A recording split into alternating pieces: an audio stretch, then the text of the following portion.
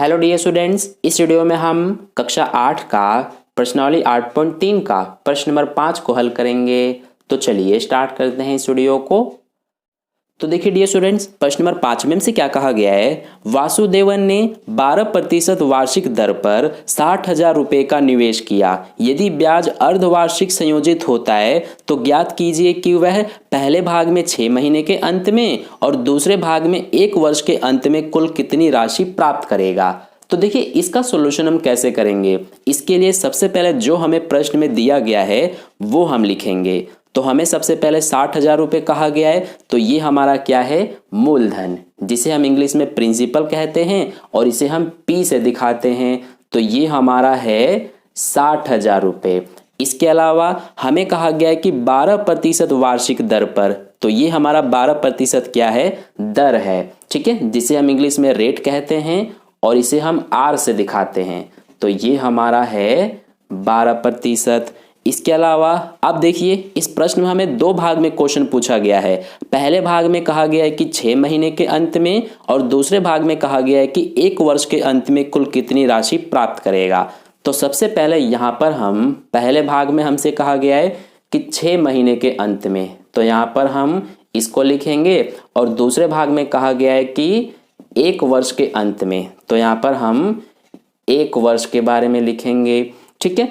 तो अब देखिए यहाँ पर अब हम आगे कर लेते हैं। तो सबसे पहले ध्यान से देखिए, क्वेश्चन में हमसे कहा गया है कि जो ब्याज है वो अर्धवार्षिक रूप से संयोजित है, ठीक है। तो जैसा कि हमें पता है कि अगर हमारा ब्याज अर्धवार्षिक संयोजित होता है तो उसमें हम क्या करते हैं कि जो हमारा रेट होता है उसको तो हम आधा कर देते हैं। तो इसीलिए इस रेट को हम आधा करेंगे। आधा करने के लिए क्या करते हैं कि जो हमारा ये 12% है इसमें 2 से भाग कर देते हैं। तो ये हमारा कितना बचेगा, 6%, ठीक है। तो हमने रेट को आधा कर दिया और जो हमारा टाइम होता है उसको हम क्या करते हैं, दुगुना कर देते हैं, है ना। ये बात आपको मैंने पिछले वीडियो में बताया था कि जब हमारा ब्याज अर्धवार्षिक संयोजित होता है तो हम रेट को आधा कर देते हैं और टाइम को दुगुना कर देते हैं। तो देखिए टाइम यहाँ पर 6 महीने है। अब ध्यान से देखिए ये हमारा महीने में दिया गया है 6 महीने, तो इसको हम क्या करेंगे कि वर्ष में चेंज कर देंगे, क्योंकि हम हमेशा वर्ष में लेते हैं, ठीक है। तो 6 महीने को हम वर्ष में कैसे लिखेंगे, 6 महीना हमारा आधा साल होता है, यानी कि आधा वर्ष होता है। तो आधे वर्ष को हम 1/2 लिखते हैं, है ना, क्योंकि ये हमारा आधा वर्ष हो गया।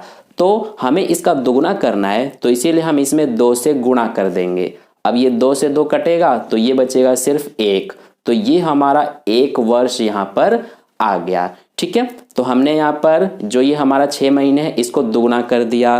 तो अब हम क्या करेंगे कि सबसे पहले हम 6 महीने के अंत में कुल कितनी राशि प्राप्त करेगा वो पता करेंगे, फिर इसके बाद 1 वर्ष के अंत में कितनी राशि प्राप्त करेगा वो पता करेंगे। तो देखिए कुल राशि हमसे पूछा गया है तो इसीलिए हम इसमें अमाउंट वाला जो सूत्र है वो लगाएंगे। क्या होता है हमारा अमाउंट वाला सूत्र, ये होता है A बराबर P ब्रैकेट में 1 प्लस R बटे में 100 की घात N। अब इसमें सबका मान रखेंगे, हमारा आंसर आ जाएगा। तो सबसे पहले P यानी कि प्रिंसिपल, ये हमारा है 60,000, तो ये हम यहाँ लिखेंगे। इसके अलावा ये 1 प्लस रेट कितना है, ये हमारा है 6% बटे में 100 और घात n की जगह पर क्या लेते हैं हम, टाइम। तो टाइम यहाँ पर 1 वर्ष है इसीलिए 1 लिख देंगे।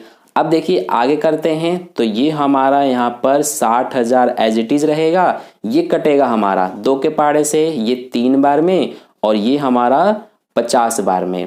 तो देखिए क्या बच रहा है, 1 प्लस 3/50। तो इसको कैसे सॉल्व करते हैं हम, 50 का 1 से गुणा करते हैं, तो 50 से कम 50 हो गया, प्लस में 3 है तो 3 जोड़ देंगे तो ये हो जाएगा 53 बटे में क्या है 50। अब यहाँ पर देखिए घात 1 है इसीलिए ये हमारा 1 ही बार लिखा जाएगा, ठीक है। तो यहाँ तक आपको समझ में आ गया होगा।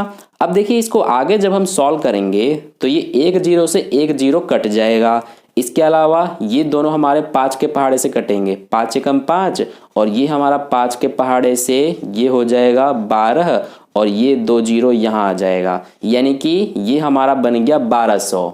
तो अब देखिए हमारे पास क्या बच रहा है, ये बच रहा है 1200 गुणा में यहाँ पर 53 बच रहा है। तो अब हमें 1200 और 53 का गुणा कर देना है। तो जब आप इन दोनों का गुणा करेंगे तो आपका आंसर आएगा 63,600 और यहाँ लिख देंगे रुपए, यानी 63,600 रुपये यही हमारा अमाउंट है, यानी कुल राशि है। ठीक है, यानी कि 6 महीने के अंत में 63,600 रुपये प्राप्त करेगा वासुदेवन।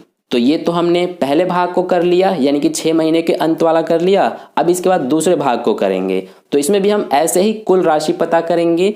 तो इसके लिए भी देखिए हम क्या करेंगे, यहाँ पर हमने समय को दुगुना किया था, इसमें भी हम समय को दुगुना करेंगे। तो ये हमारा 1 वर्ष है, इसको दुगुना करने के लिए 2 से गुणा कर देंगे, तो ये हो जाएगा 2 वर्ष। अब इसमें भी हम यही फॉर्मूला लगा देंगे, a बराबर में p ब्रैकेट में 1 प्लस r बटे में 100 की घात n। अब इसमें मान रखेंगे p हमारा है 60,000, फिर ब्रैकेट में 1 प्लस हमारा यहाँ पर क्या है आगे r, यानी कि रेट। तो रेट है 6% बटे में 100 घात n। n की जगह पर इस बार हमें लेना है 2 वर्ष, क्योंकि इस बार टाइम हमारा 2 वर्ष है। ठीक है, अब देखिए इसको आगे करते हैं। तो यहाँ पर हमारा ये दोनों 2 के पहाड़े से कटेंगे 3 बार में, ये 50 बार में। तो इसमें भी हम इसको सॉल्व करेंगे, तो ये हमारा 53 बटे में 50 आएगा, जैसे यहाँ पर आया था, और घात 2 है तो 2 लिख देंगे।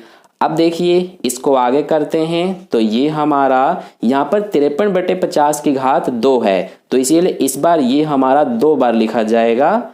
53 बटे 50 गुणा में 53 बटे 50। अब देखिए इसको आगे सॉल्व करते हैं, तो ये 1 0 से 1 0 कट जाएगा, ये 1 0 से 1 0 कट जाएगा, और ये 5 एकम 5, और ये 5 के पहाड़े से 120 बार में कटेगा। इसी तरह से ये दोनों भी 5 के पहाड़े से कटेंगे, ये 5 एकम 5 और ये 5 के पहाड़े से 24 बार में कट जाएगा। ठीक है, तो इस तरह से ये हमारा यहाँ तक हो गया। अब देखिए क्या बच रहा है, यहाँ पर ये 24 गुणा में 53 गुणा 53, तो इसको यहाँ पर हम लिख लेते हैं इस तरह से। अब देखिए इन तीनों का जब आप गुणा करेंगे तो आपका आंसर आएगा 67,416। ठीक है, यानी कि ये हमारा 67,416 रुपए ये आ गया अमाउंट, यानी कि कुल राशि। ठीक है, यानी यहाँ से आपको क्या पता चलता है कि 6 महीने के अंत में वासुदेवन जो है 63,600 रुपये प्राप्त करेगा और 1 वर्ष के अंत में 67,416 रुपये प्राप्त करेगा।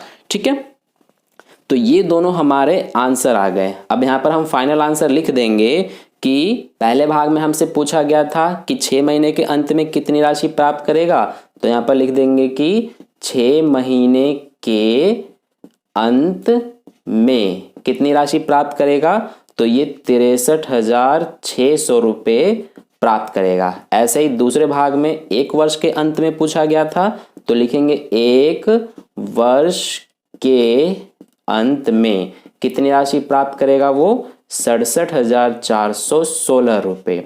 ठीक है, या फिर आप यहाँ पे भी छोड़ सकते हैं, आपका आंसर कंप्लीट माना जाएगा। तो इस तरह से ये हमारा प्रश्न नंबर 5 का सॉल्यूशन कंप्लीट हो गया। आई होप आपको अच्छे से समझ में आ गया है। अगर आपको वीडियो अच्छा लगा है तो लाइक कर देना, अपने दोस्तों के साथ शेयर कर देना, और चैनल पर पहली बार आए हैं तो चैनल को सब्सक्राइब करके बगल में जो बेल आइकन आता है उस पर ऑल वाले पे क्लिक कर लेना, ताकि नेक्स्ट वीडियो जैसी अपलोड की जाए उसका नोटिफिकेशन सबसे पहले आपको मिल जाए। मिलते हैं फिर अगली वीडियो में, धन्यवाद।